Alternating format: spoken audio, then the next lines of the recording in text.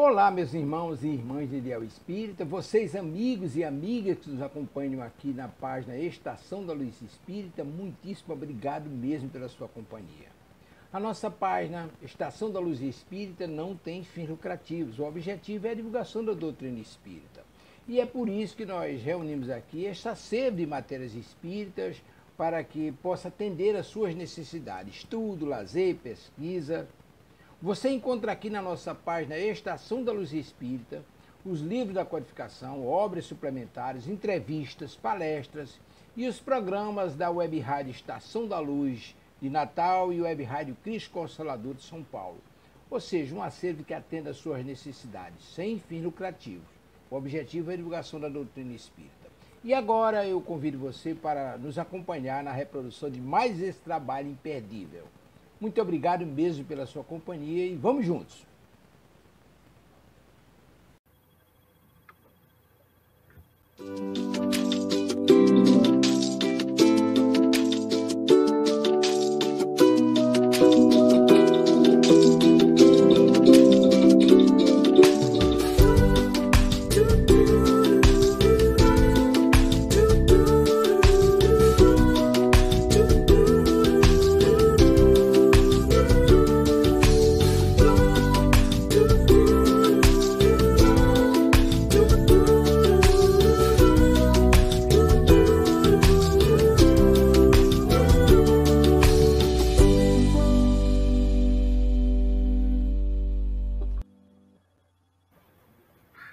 Muito boa noite, meus queridos irmãos, que o Mestre Jesus nos abençoe a todos nós, ao nosso programa Web Rádio Estação da Luz, o nosso programa que vai ao ar todas as segundas-feiras, programa Entre Mundos, que é transmitido pela Web Rádio Estação da Luz. E hoje nós temos como convidado o nosso digníssimo irmão, amigo, Cláudio Sinotti. E o nosso amigo vai fazer tecer comentários sobre a recente obra que o Cláudio produziu, que é Ao Encontro de Si Mesmo, reflexões sobre o ser humano e os desafios existenciais que certamente todos nós estamos vivendo na atualidade. E melhor do que nunca, o nosso querido Cláudio, que é terapeuta, psicólogo, e ele pode tecer excelentes comentários sobre os grandes desafios de viver na Terra, os conflitos existenciais que existem no mundo íntimo de cada um de nós. Seja bem-vindo, Cláudio. É um prazer ter você aqui conosco. Muito obrigado, James. É uma alegria que esse encontro, né? Muito tempo que a gente não se fala, que a gente não se vê, mas felizmente a tecnologia propicia, né? A gente encurtar as distâncias, né? E conversar sobre coisas que podem nos auxiliar no caminho do autoconhecimento. Cláudio, ao encontro de si mesmo. O que você pode nos falar sobre essa busca da verdade em nós mesmos? Quando a gente construiu o título do livro, né? Esse livro que a gente lançou pela Interliter agora no ano de 2022, Ao Encontro de Si Mesmo, Iris e eu reunimos artigos que fomos escrevendo ao longo do tempo a respeito das questões humanas. E coincidiu, né, por sincronicidade, nesse momento tão desafiador que a gente viveu mais intensamente e ainda vive, que é a pandemia.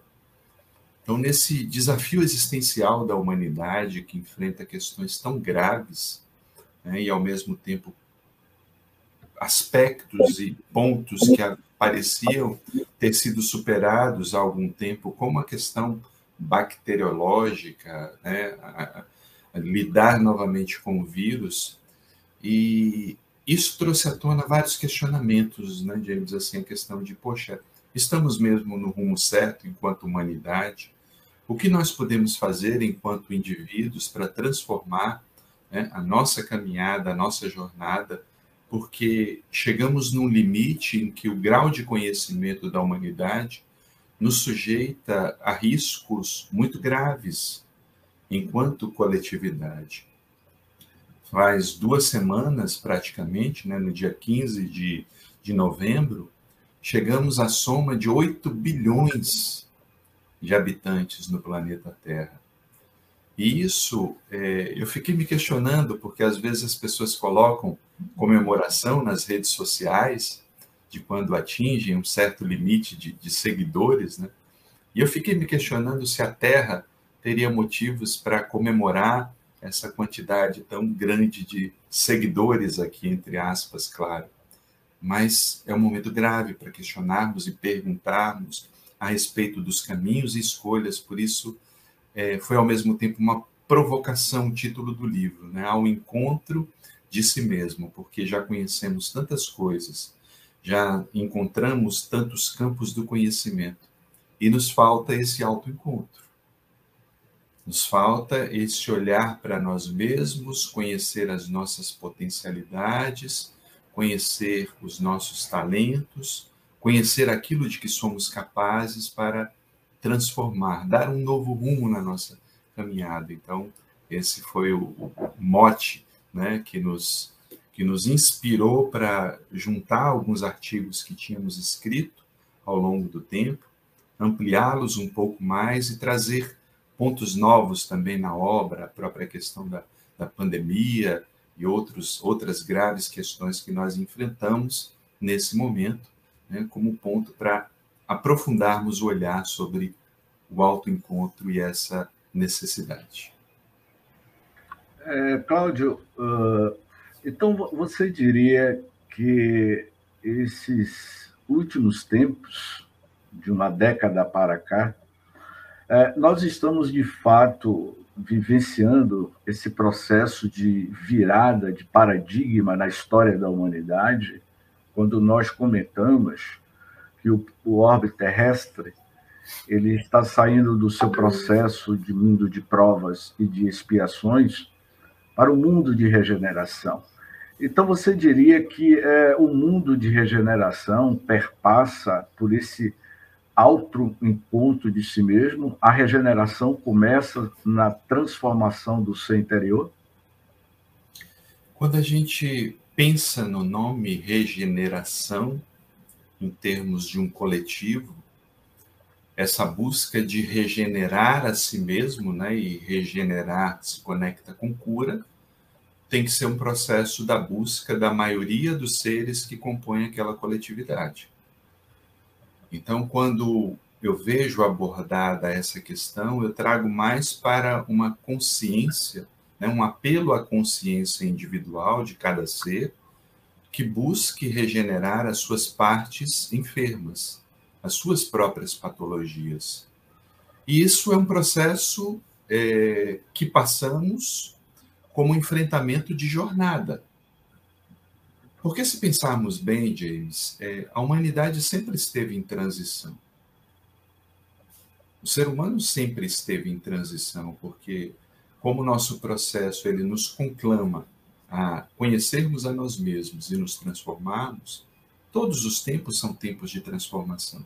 Se pararmos para observar até mesmo as mensagens espirituais, e isso é algo que me chama muito a atenção, há décadas essas mensagens têm vindo com um tom de apelo e de urgência, e o próprio Kardec, à sua época, já falava em regeneração e transição. Então, isso é algo que sempre estamos passando, mas que, enquanto indivíduos, nós escolhemos o momento. Por quê? A natureza ela sempre faz sua parte. Ela dá ao humano os implementos necessários para a sua transformação. Agora, quando vai ser o momento da transformação, isso passa a ser uma escolha do nosso livre-arbítrio e nossa vontade. Portanto, eu não vejo a questão como se fosse uma data efetiva de transformação ou um soar de trombetas que virá da espiritualidade anunciando uma nova era. Mas sim o compromisso individual de cada ser em regenerar a si mesmo, porque quando eu faço esse processo de conscientização, eu posso oferecer ao mundo, à coletividade, às minhas relações, o melhor que eu tenho na capacidade de um ser humano. E essa é uma tarefa individual. Temos o exemplo da própria pandemia. Que chamado coletivo grave que nós tivemos, e se pararmos para observar, infelizmente não foi a maioria das pessoas que parou para fazer uma reflexão profunda, tanto que vemos a dificuldade até mesmo do uso de acessórios que tanto nos protegem, quanto protegem também as pessoas que estão ao nosso lado. Então ainda há muito campo a ser trabalhado na humanidade, né? Então eu vejo esse processo de regeneração como um convite para o ser humano e a sua consciência se transformarem. Porque não adianta aguardar uma transformação coletiva se eu nada faço, se eu não me comprometo, se eu não tenho um compromisso com o auto-amor e o halo-amor, no sentido de construir uma sociedade mais justa, mais solidária, mais fraterna, né, que se comprometa e se comporte de acordo com os princípios nobres que já aprendemos há muito tempo. A partir desse compromisso, sim, que nós podemos efetivamente estar vinculados a um processo de regeneração. Então, Cláudio, diante do que nós estamos presenciando na atualidade, há muitos conflitos ocorrendo na contemporaneidade, muitos conflitos emocionais. As pessoas estão adoecendo de forma emocional, somatizando doenças. Sim. Algo nos chama muita atenção. Nas últimas décadas, houve um crescimento alarmante de farmácias, de produção de remédios para suprir uma parcela da nossa sociedade que está sofrendo de doenças psicossomáticas. Você, como terapeuta, o que é que você poderia nos falar sobre como prevenir essas dores da alma que a humanidade vem sofrendo? Porque hoje percebemos que há um grito interior em muitos de nós. As pessoas estão chorando intimamente. O que é que podemos falar para essas pessoas, Cláudio? O sintoma, ele é um alerta. Ele é um chamado da alma.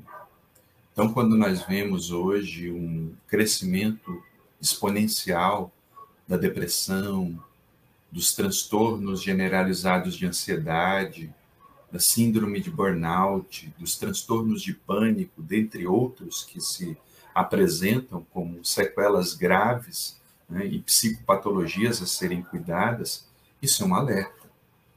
Esse crescimento, né, aponta muitas vezes para rumos que estão sendo construídos de forma desarmônica com quem somos efetivamente, com as pessoas que nós somos. Se de um lado é importante a ação da psiquiatria, e efetivamente é uma ciência que nos ajuda a reequilibrar o nosso organismo, o remédio não faz milagre. O remédio, ele pode ser útil, e muitas vezes é útil para equilibrar o organismo, para trazer algumas substâncias que estão em carência para esse organismo, ou diminuir o grau de ansiedade de determinada pessoa. Mas o remédio, por si só, ele não transforma a pessoa. Então, além dessa busca de cuidados, quando notamos que há algo em desordem, seja na nossa psique, seja no nosso organismo, nós não podemos abdicar do nosso processo, da nossa jornada de autoconhecimento, porque ela é essencial para entendermos a mensagem do sintoma. Como disse, o sintoma traz uma mensagem. Não podemos simplesmente querer, não que isso não seja importante, é importante, querer curar o nosso corpo, querer curar a nossa psique, sem entender, muitas vezes, a conexão que aquilo traz, que aquele sintoma manifesta, a respeito das escolhas existenciais que temos feito. Por isso mesmo, enquanto indivíduos, temos que observar todos esses alertas que são chamados para nos transformarmos. E quais são alguns sinais que a gente pode estar atento? Mudanças de humor repentinas, sem que haja fato objetivo que justifique aquela mudança de humor. A realização de tarefas que antes eram feitas com menos gasto de energia ou de forma mais prazerosa, que de repente se transformam em algo totalmente penoso para o indivíduo. Os transtornos do sono, seja a dificuldade de dormir ou mesmo um sono excessivo, perda ou ganho de peso, né, substanciais, sem que tenha havido uma mudança, né, muito grande na vida das pessoas, são alguns dos alertas que podem mostrar, olha, a vida está apontando que tem algo equivocado comigo. E eu preciso cuidar. Né? Não só buscar um medicamento que faça, né, algo para o meu corpo, mas buscar algo que me faça refletir a respeito da vida e fazer as transformações necessárias naquilo que a vida me pede. E, efetivamente, nós vivemos um tempo de ausências, dificuldades, né? Estamos ainda lidando com esse tempo de adaptação, uma pandemia que parecia vencida, agora retorna com índices agravantes. Então, todo esse cuidado que temos que ter a respeito da vida e do significado existencial, para que, efetivamente, o encontro consigo mesmo, né? Daí vem o título do livro, né? Ao encontro de si mesmo, lidar com esse processo de autoencontro, seja um caminho que me permita cada vez mais estar em harmonia comigo, porque quando estou em harmonia comigo, eu respondo melhor aos desafios que a vida me apresenta. A vida continua apresentando os seus desafios, seus enigmas, seus dilemas, mas quanto mais estou em harmonia comigo, quanto mais eu me conheço, melhor consigo responder a esses desafios existenciais. Você fala também sobre o túnel, e que ao final deste túnel há uma claridade, não é? Sim. O que seria isso, Cláudio? É aquilo, quando estamos no início do túnel, né, não vislumbramos o seu final, mas o caminhar, né, e é uma metáfora que a própria Joana de Ângeles faz, ao caminhar no túnel, quanto mais vamos dando passos em direção à luz, nós vislumbramos inicialmente pequenos fachos daquela luz, para depois poder alcançar uma rota. Então, essa metáfora do túnel, né, ela nos impulsiona muito para o caminhar. Caminhe. Faça o seu processo. Não se identifique com a escuridão do túnel, porque não é a única realidade que existe. E isso também nos faz recordar a própria metáfora, né, do mito da caverna de Platão. Daqueles indivíduos que, fechados numa caverna, viam a sombra que era projetada a partir de uma parte superior e pensavam que aquela sombra projetada era a única realidade que existia, quando, na verdade, era apenas uma projeção da imagem. Até que um indivíduo consegue se libertar da caverna e verificar, né, que, além daquilo que ele considerava como sendo a única realidade, existe um mundo pulsante, vibrante.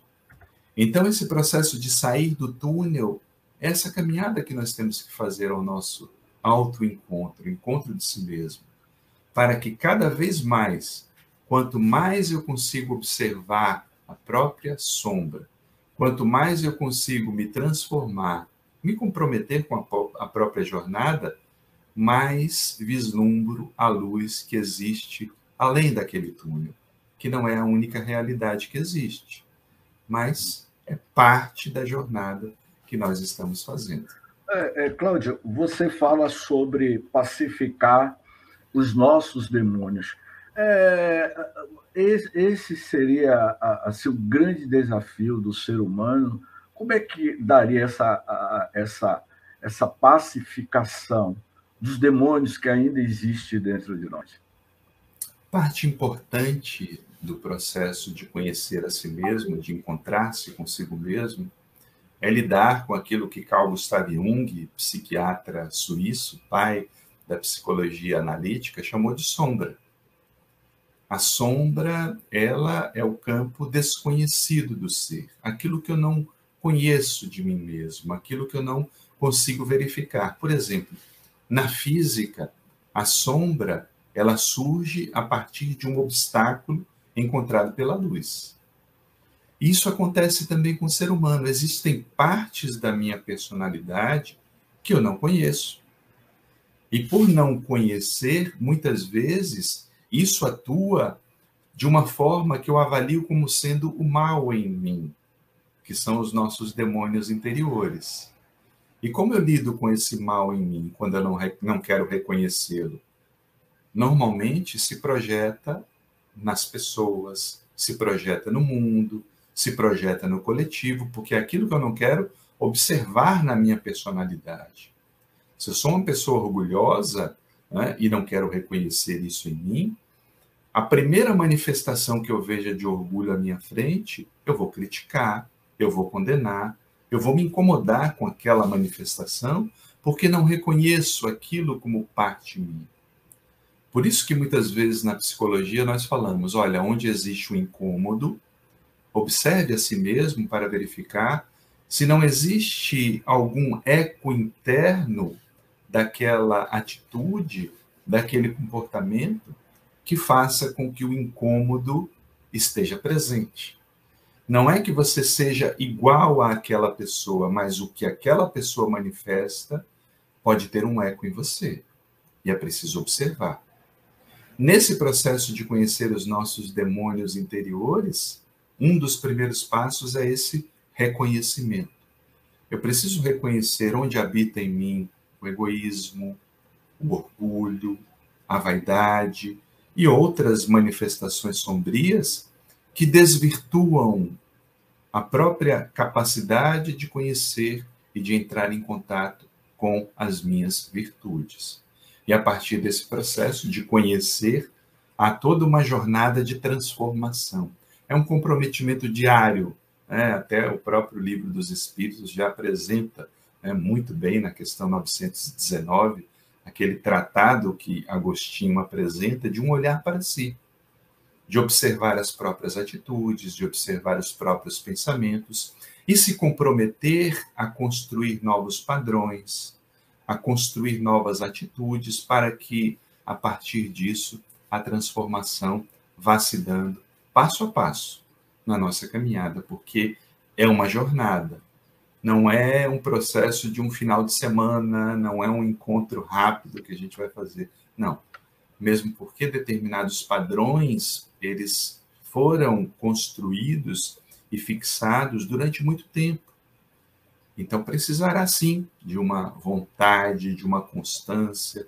É aquilo, o próprio Jung já apresentava, coragem, humildade, perseverança, para que esse processo de transformação, ele ganhe consistência e, a partir dessa consistência, a gente possa cada vez mais se conhecer e se transformar. Então, Cláudio, se durante uma existência nossa, a gente não consiga lidar com os nossos demônios, certamente levamos isso para as futuras reencarnações. E como é que seria isso? Essas questões se dão ainda no mundo espiritual e podemos reencarnar trazendo esses sentimentos, essas emoções mal resolvidas na nossa última existência terrestre?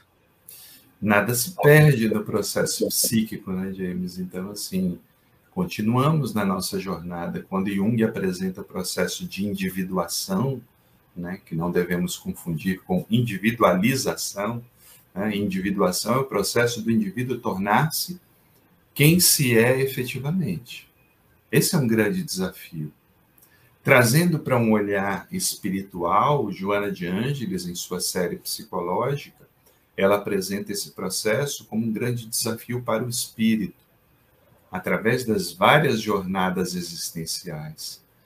E o próprio Jung, ele observou, né, nos seus estudos, nas suas pesquisas, que nós não nascemos uma tábula rasa. Já contemos o que ele chamou de inconsciente coletivo. Num olhar amplo, espiritual, o que seria esse inconsciente coletivo? As próprias vivências do indivíduo, somadas, claro, a toda a história da humanidade que está inscrita em cada cérebro individual, mas que traz as fases da humanidade, os percursos que nós fizemos, e traz aquela bagagem que o espírito não conseguiu, digamos assim, vencer ou se harmonizar. Então, o processo psíquico, ele permanece com o indivíduo, já que somos uma individualidade, seja aqui nesse plano, seja em outros planos, como os desafios que nós temos que enfrentar para eliminar as barreiras que dificultam essa jornada de autoencontro e cada vez mais nos harmonizarmos conosco mesmo. Agora, lembrando, as condições que nós temos hoje, elas são únicas. Como se a vida que nós temos hoje, ela é única no sentido de, das condições que nós temos, são únicas. Eu sou Cláudio agora, nessa condição, nessa filiação. Em uma outra oportunidade, não sei quais serão as conjunções que existirão para fazer o meu percurso. Por isso que, mesmo esse olhar espiritual não deve servir para protelarmos o trabalho. Pelo contrário, né? Trazer para o agora e dizer, olha, se eu posso ter uma melhor construção agora, por que eu vou deixar para depois? Mesmo porque a impermanência, ela é uma realidade, né, muito presente na nossa vida. Basta observar o que vivemos, né? Assim, quantas desencarnações tivemos nos últimos tempos, né? Somente no nosso país, quase 700 mil, né, pessoas desencarnaram. Então, é um contingente de pessoas muito grande e qualquer hora pode bater a nossa porta também, baterá a nossa porta. E a nossa consciência perguntará, o que fizemos dessa oportunidade? O que estamos fazendo dessa oportunidade existencial? Porque é a consciência que nós devemos prestar contas. Portanto, se podemos lidar agora com esses demônios para não transferi-los para outras oportunidades, que bom que façamos agora esse trabalho, mesmo porque quando fazemos esse trabalho, a nossa vida fica cada vez mais harmônica, fica cada vez mais preenchida com significado existencial. Então, Cláudio, significa que o nosso futuro ele é construído das nossas ações, pensamentos no presente. É o presente que constrói o que seremos amanhã, no futuro? É a atitude que concretiza. Né? Nós temos a capacidade reflexiva, então nós podemos refletir sobre aquilo que precisamos mudar. É curioso que muitas vezes no próprio consultório terapêutico, o paciente chega e diz, olha, eu sei o que eu preciso mudar.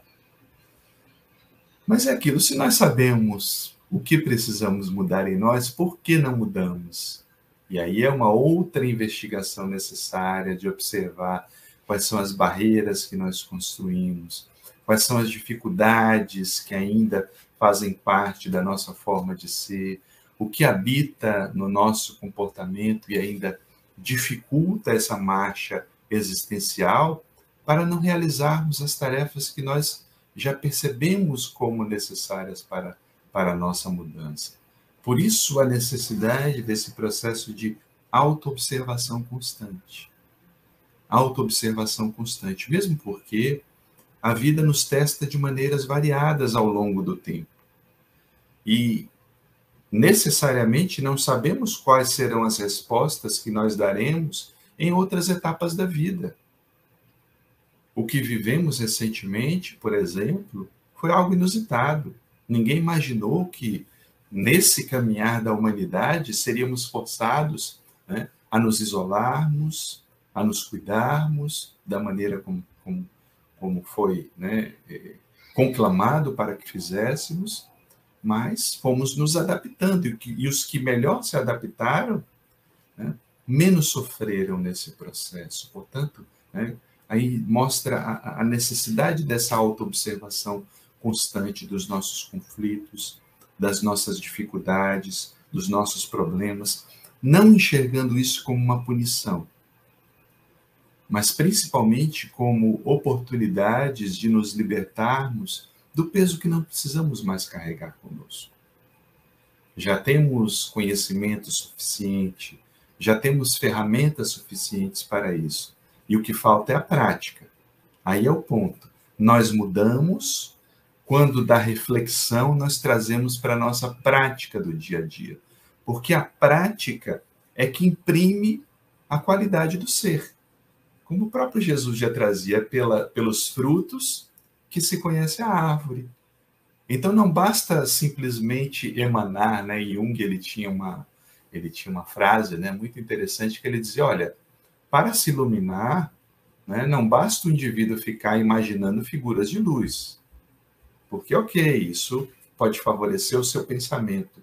Mas se não tiver uma atitude correspondente, se não tiver um comportamento, né, que materialize aquilo que eu refleti, a mudança não se concretiza. Então é preciso sair das intenções para a ação. É preciso sair muitas vezes da oração para a ação efetiva. Orar é importante. Mas se nós não aramos, ou seja, se nós não fazemos a nossa parte naquele campo de terra, a coisa não acontece efetivamente. Então, precisamos sair desse campo das idealizações do campo da reflexão, que é uma etapa importante, né? Não se menospreza essa parte da reflexão humana, mas sair para o campo da atitude, da ação. Porque é a partir disso que nós concretizamos a mudança necessária. Seu microfone, James. E que é um grande desafio, não é? Sim. Quando você estava fazendo as suas reflexões, Cláudio, me passou aqui pela minha mente de uma personalidade que eu sempre comento, que para mim ela foi a primeira psicanalista, a primeira psicóloga. Se eu estiver errado, você me corrija, não é? Teresa de Ávila. Sim. Não é? Teresa de Ávila, ela tinha uma abordagem nas suas citações. Primeiro, ela dizia que tinha diálogo com Jesus. Uhum. E quando Teresa de Ávila começou a escrever um tratado sobre os nossos calabouços, as nossas prisões, em uma época que ela tentava adaptar o seu pensamento, chamando a atenção da sociedade daquela época. O que é que você poderia me falar sobre ao encontro de si mesmo que essa mística, não é, Teresa de Ávila teve? O que é que você poderia falar sobre ela? Olha, é uma figura fantástica, né? Não sou profundo conhecedor da obra de Teresa d'Ávila, mas já li alguns apontamentos, né? Quando ela fala dessa morada interior, desse castelo interior, né? Comparando com a psique humana, efetivamente foi uma metáfora belíssima que ela apresenta, né? Justamente para conhecermos as partes dessa morada interna. O que me habita que eu não dou conta, ou que eu nem conheço, ou que eu sequer imagino a presença. É como se o ser humano ele fosse composto de vários compartimentos, e esses compartimentos não se comunicam entre si. Portanto, esses aspectos da nossa morada interna, né, que Teresa d'Ávila abordou com muita propriedade, né, uma mulher, né, considerando que uma sociedade machista, e o era ainda mais à sua época, né, as mulheres era negado esse tipo de conhecimento, ou mesmo explorar mais a fundo o conhecimento da alma humana, mas mesmo assim ela foi muito, né, perspicaz e corajosa de enfrentar, né, esse mundo do patriarcado, esse mundo machista, né, e desvendar alguns mistérios da alma humana. E é isso, nós explorando, né, aquilo, ninguém traz à tona algo se não tiver um conhecimento anterior. Como dizia Newton, né, se eu pude observar além foi porque subi no ombro de gigantes. E nós vamos subindo, às vezes, acanhosamente, nesses ombros de todos esses pilares da humanidade, para tentar instigar um pouco mais esse processo de autoconhecimento, de olhar para si tão necessário, porque, né, a humanidade não precisaria sofrer da forma que sofre. Já nos basta o sofrimento inevitável, que é parte da existência humana. Mas determinados sofrimentos, eles são evitáveis. E por conta da nossa teimosia, às vezes, fazemos determinados percursos, não porque tínhamos que sofrer daquela forma, mas foi escolhido sofrer daquela forma. Vemos a própria questão da ciência hoje, né? No pleno século XXI, existirem pessoas que negam a ciência é inconcebível, mas existem. Existem aqueles que negam a ciência, questionam vacinas, questionam protocolos de saúde, que demonstram quanto o ser humano ainda tem resistência em entrar em contato com a sua própria sombra. E esses são os compartimentos fechados, são as partes do castelo interior que nós não conhecemos. E esses pilares da humanidade já estavam aí, né, há muito tempo, há séculos, há milênios, nos mostrando, né, o quanto é necessário e preciso conhecer a alma humana, porque esse desconhecimento de si termina atraindo para nós sofrimentos que poderiam ser evitados, fosse outra a nossa atitude, fossem outras as nossas escolhas. Você falou algo que me lembrou Siddhartha Gautama, Buda, não é? Sim. E Buda, ele falava sobre as legítimas verdades do sofrimento humano. Uhum. Ele falava sobre os níveis de sofrimento humano. Quando você comenta que a nossa teimosia, os nossos equívocos, é que nos leva a esse sofrimento, Cláudio? O que seria a origem dos nossos sofrimentos? Porque muitas das vezes as pessoas atribuem que eu estou sofrendo resgatando débitos de vidas pretéritas e que às vezes são as suas atitudes, os seus livre-arbítrio, a teimosia que você tem, que vai levar por um caminho que vai lhe proporcionar você passar por situações que poderia ser evitada. Seria isso mesmo? Sem dúvida, parte do sofrimento, né, provém disso, provém das nossas escolhas, provém da própria lei de ação e reação que traz ao indivíduo, né, aquilo que ele foi escolhendo ao longo do tempo. Mas o sofrimento é mais amplo, porque a própria existência já traz consigo a sua cota de sofrimento, pela impermanência da vida. Então, lidamos com um campo de impermanência da vida em que o existir, de certa forma, traz a sua cota de sofrimento ou de dor, né, que será potencializado ou não a partir das nossas escolhas, a partir do nosso grau de autoconhecimento, a partir da nossa resignação, a partir até mesmo da nossa atitude perante o que nos faz sofrer. Porque diante, por exemplo, de um quadro de doença, de um quadro de desafio existencial, eu posso ter uma atitude, né, de enfrentamento, uma atitude, né, de aprendizado, uma atitude resignada, não no sentido de achar que aquilo é inevitável, mas de buscar conhecimento, de buscar transformação e transformar parte daquele sofrimento, conectando a um propósito, conectando a um sentido. É como se, quando fazemos isso, diminuímos a intensidade daquele sofrimento porque aquilo se vincula a algo que é valoroso em nós. E sabemos que naquilo existe um sofrimento. Mas se, perante o sofrimento, eu não faço nenhum tipo de reflexão, eu não procuro verificar qual é a minha parte de participação naquele processo, certamente esse sofrimento se intensifica, porque eu não procurei fazer a lição de casa, digamos assim, de observar o que eu posso aprender com aquele processo.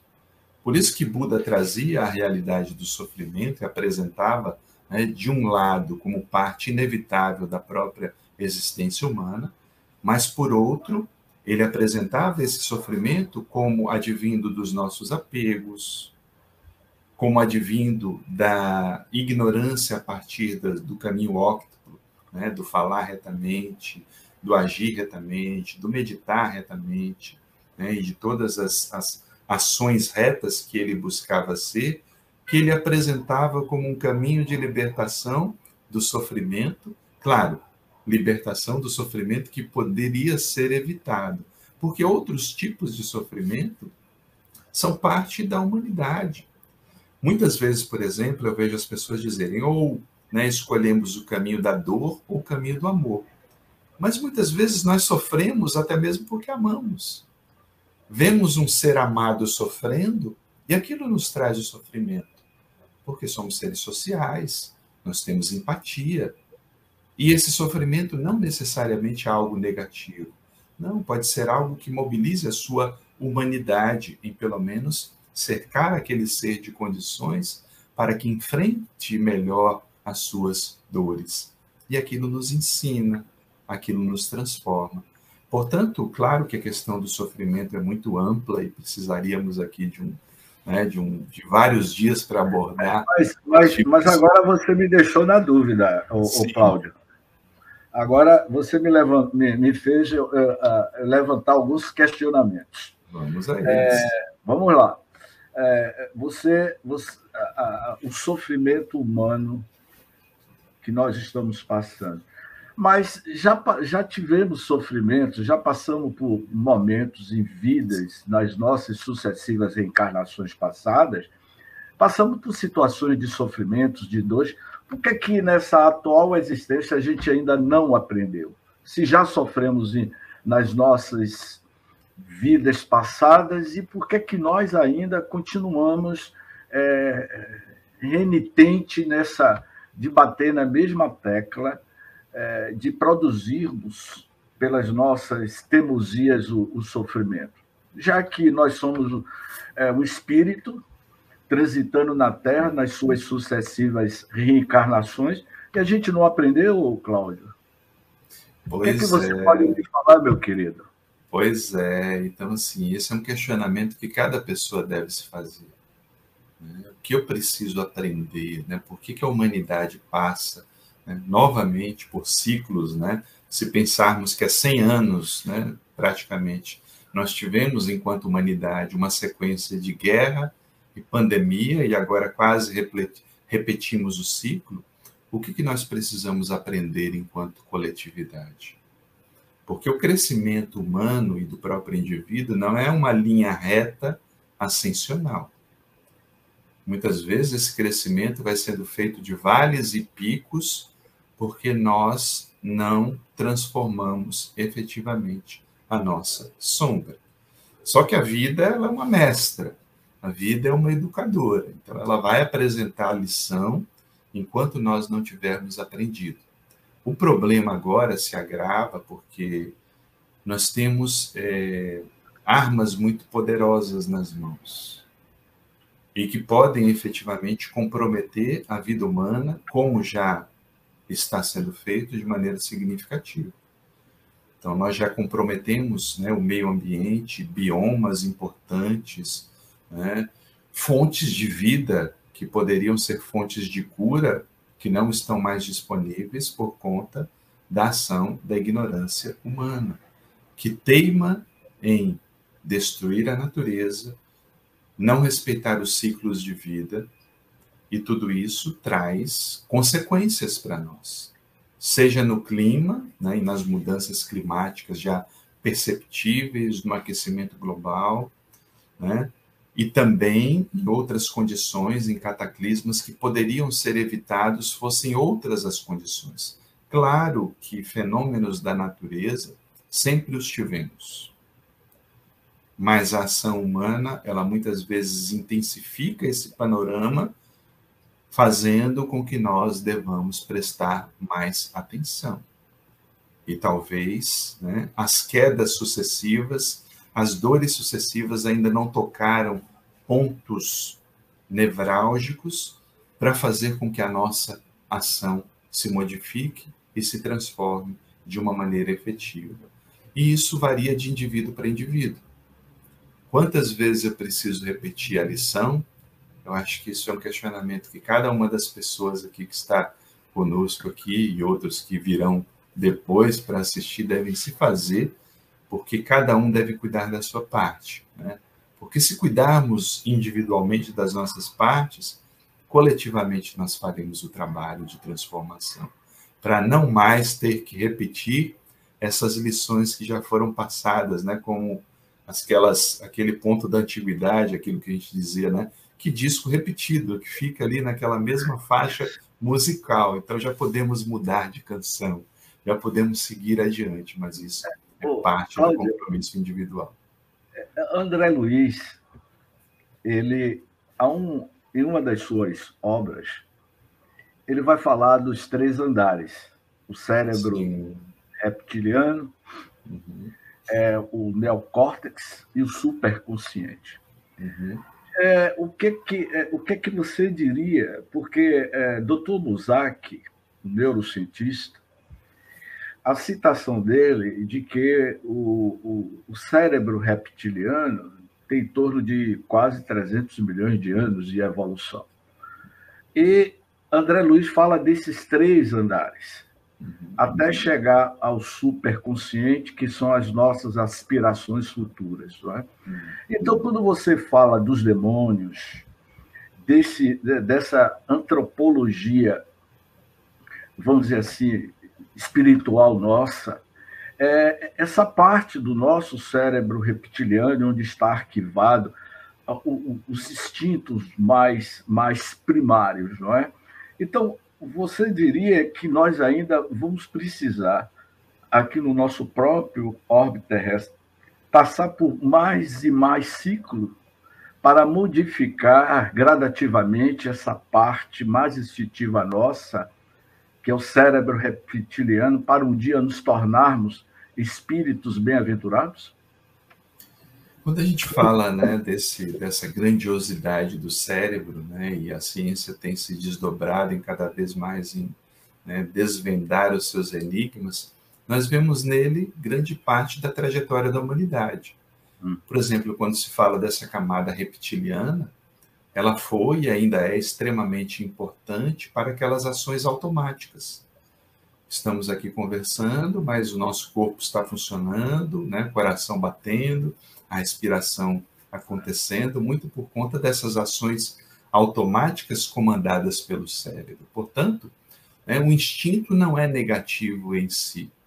O instinto ele nos trouxe até aqui com a capacidade de sobrevivência, e muitas dessas ações presentes no cérebro reptiliano fazem parte desse contexto, fazem parte dessas respostas automáticas. Mas o que acontece? Com o passar do tempo, né, das eras, outras camadas foram se sobrepondo àquela camada inicial do cérebro reptiliano, que era uma resposta automática. Daí veio o chamado cérebro límbico, ou cérebro emocional, dos mamíferos, apresentando uma maior complexidade das relações sociais, né? E a própria Joana de Ângeles, também Leon Denis, fazia uma metáfora de quando, né, a fera lambe a sua cria, ali são os pródromos, né, do amor materno, né, do amor filial que estará presente na criatura humana. Portanto, esse cérebro emocional já foi uma conquista. E depois dele o neocórtex, que traz as funções, né, nobres da comunicação, do raciocínio, da capacidade de desenvolvimento da espiritualidade. Então, vamos acompanhando o desenvolvimento humano nesse implemento que é apresentado também pelo cérebro. Mas o que acontece? Nós não nos livramos das outras camadas. E é importante que o ser humano esteja atento para não mais agir somente de maneira instintiva. Aí está o ponto. O instinto está presente, ele foi importante para a nossa caminhada, é importante para as ações automáticas, instintivas, mas se agirmos somente de acordo com o cérebro reptiliano, qual será a nossa diferença para os animais? E, infelizmente, nós vemos pessoas que se deixam levar somente pelas ações instintivas e futuramente se arrependem por não terem refletido um pouco mais. É a metáfora que eu gosto de fazer é o seguinte, olha, o neocórtex é como se fosse um programa mais pesado no computador. Ele demora um pouco mais de entrar. Então, olha, respire, dê um tempo para ele entrar na psique e você não tomar atitudes somente movidas pelo impulso. Porque o impulso, ele traz um instinto, né? Ele traz uma capacidade reduzida de escolhas.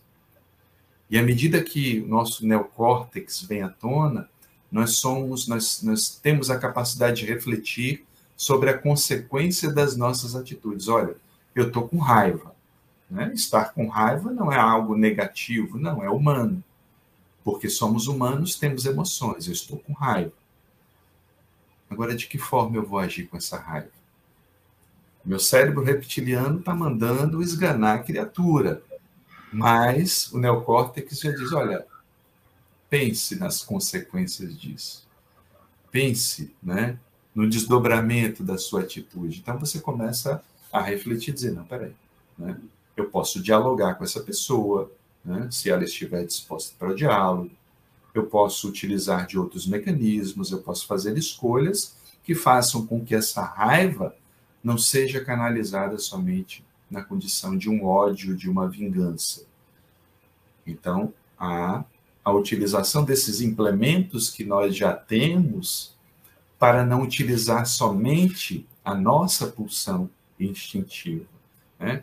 E esse é o processo de raciocínio. Vamos utilizando essas camadas muito bem apresentadas, embora, né, com certas características diferentes, por André Luiz, mesmo porque quando André Luiz apresenta isso, ainda não havia as descobertas feitas somente posteriormente por Paul MacLean a respeito do cérebro trino ou triuno, que a ciência viria a encontrar e apresentaria, né, de uma forma muito peculiar desse caminhar da humanidade.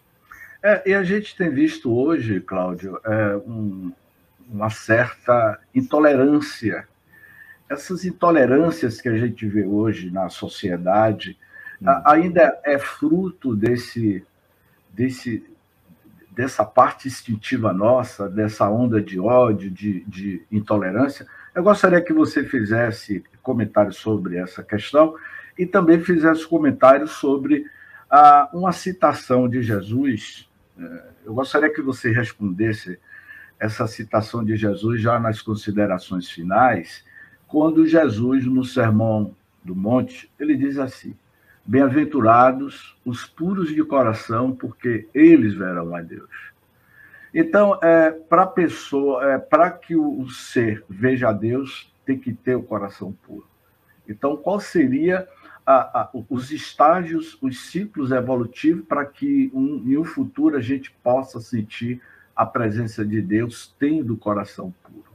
E se hoje, na atualidade, nós vivemos numa onda de ódio, de intolerância? Eu gostaria que você me respondesse essas duas questões já aí nas nossas considerações finais. Pois é, vivemos um momento muito grave, né, onde a caixa de Pandora... Muita intolerância, muito ódio, Cláudio. Sim, parece que a caixa de Pandora foi aberta, né, da mitologia grega. Pandora levava, né, todos aqueles males e Epimeteu, de maneira muito precipitada, né, faz com que a abertura desses males estivesse presente. Ao mesmo tempo, é a oportunidade de nos conhecermos mais a fundo. Respeitar as divergências, as diferenças, é parte da convivência saudável. Eu posso pensar diferente de você, mas que esse pensar diferente não se transforme num litígio em que eu veja você como meu inimigo. Mesmo porque, muitas vezes, quando refletimos, podemos tentar verificar qual é a razão também da outra pessoa. E mesmo se ela persistir por um outro caminho, respeitar o livre-arbítrio da pessoa que escolhe diferente. Isso é muito natural. Infelizmente, o conhecimento não veio acompanhado de uma moralidade e, ao mesmo tempo, de uma capacidade da convivência humana com as divergências e com as diferenças. Nisso temos visto exemplos de violência, pessoas violentando, agredindo, xingando outras pessoas, publicamente, expondo isso de uma maneira muito triste para o momento que nós vivemos na humanidade. E que é o chamamento, para que reflitamos a respeito das nossas ações, porque hoje uma ação individual ela é potencializada de uma maneira absurda. O que nós falamos hoje não é somente parte de um processo privado. Pela própria capacidade de comunicação, isso ganha os holofotes do mundo. Então, nós sabemos a repercussão daquilo que falamos, da forma como nos colocamos. O que antes era de uma instância privada, hoje pode ganhar o mundo em questão de segundos, como acontece naturalmente. E que tipo de construção, que tipo de mensagem é que a gente quer levar para as outras pessoas? Porque se nós não nos capacitamos a lidar com o diferente, com o divergente, nós também não crescemos. Nós ficamos limitados no nosso crescimento.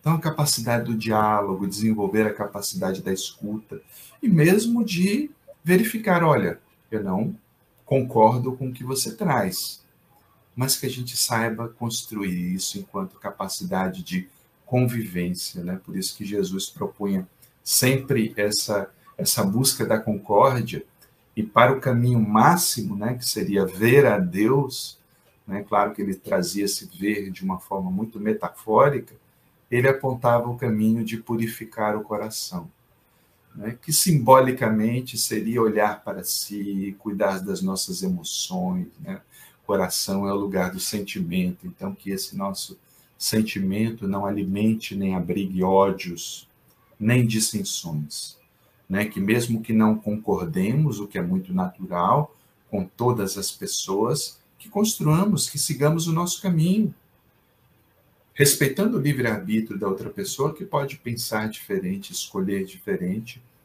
Mas para isso não podemos mais nos agredir. Infelizmente, vemos questões graves na humanidade.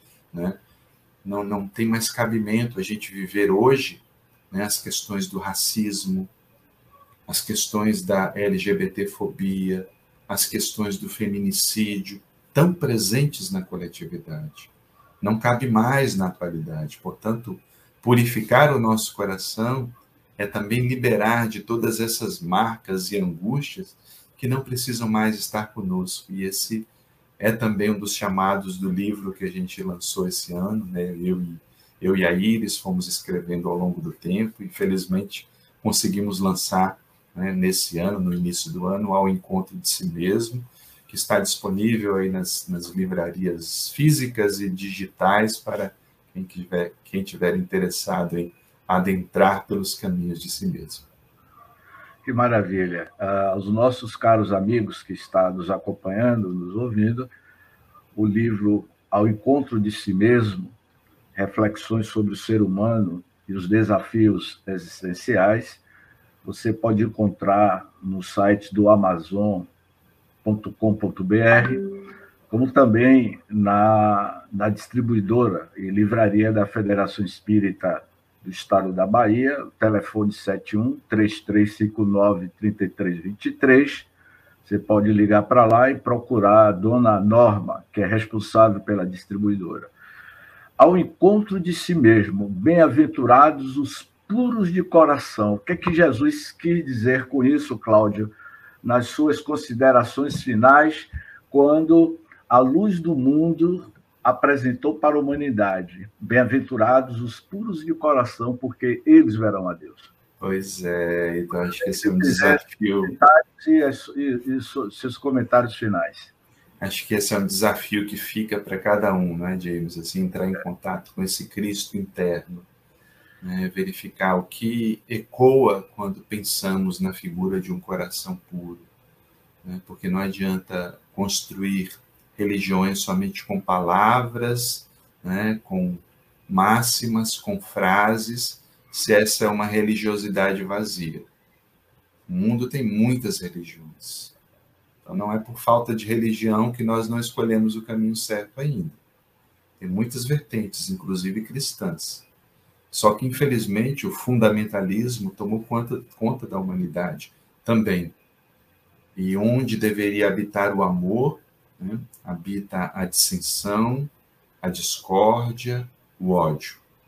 E precisamos revisitar isso. E é um convite para que cada pessoa pense nesse templo interno, na construção do templo interior, para que, verificando as máculas desse templo, cada um possa curar das suas dores, curar os seus próprios conflitos, curar-se, né, das próprias questões, demônios que ainda inquietam, para que a gente prossiga, né, no encontro desse Cristo interno que nos habita e que nos conclama a todo tempo a purificarmos o nosso coração, porque quando tivermos feito, né, esse grande trabalho, essa grande obra de purificação do coração, finalmente nós poderemos encontrar a Deus. Muito bem, então um dos caminhos é o autoencontro de si mesmo, que nós vamos culminar com essa luz interior, com o Cristo que certamente já existe, está em latência dentro de nós. Eu encerraria com uma frase, Cláudio, de um dos livros de Joana de Ângeles, A Psicologia da Gratidão. Há uma citação que eu gosto muito, que ela diz assim: a gratidão é a assinatura de Deus em sua obra. Eu acho muito profundo esse pensamento. A gratidão é a assinatura de Deus em sua obra. E nós somos essa obra divina do Criador. E a gratidão é algo que existe em nós. É só despertar esse sentimento de gratidão, não é?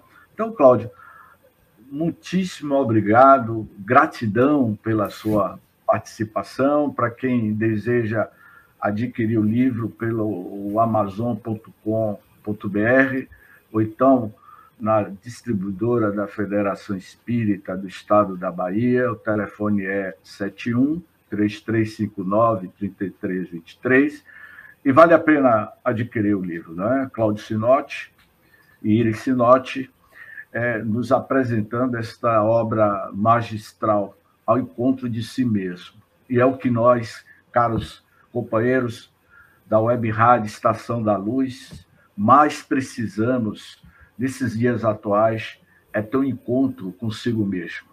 Necessitamos ter este diálogo, não com o outro, mas um diálogo muito sincero com você mesmo. E certamente os nossos queridos amigos Cláudio e Iris nos apresentam de forma tão profunda esta obra que certamente nos toca ao encontro de si mesmo. Muito obrigado, Cláudio. E agora, gostaria que você fizesse aí as suas considerações finais.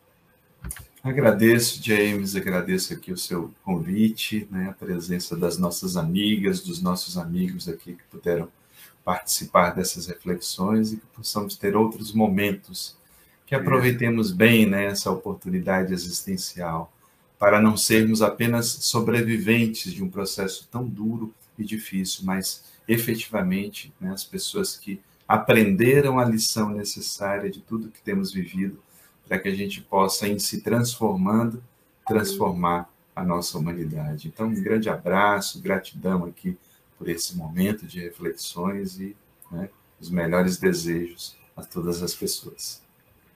Ok, mais uma vez no nosso programa Entre Mundos, apresentado pela Web Rádio Estação da Luz. E agora eu passo a palavra ao nosso querido Tavares. É com você, Tavares.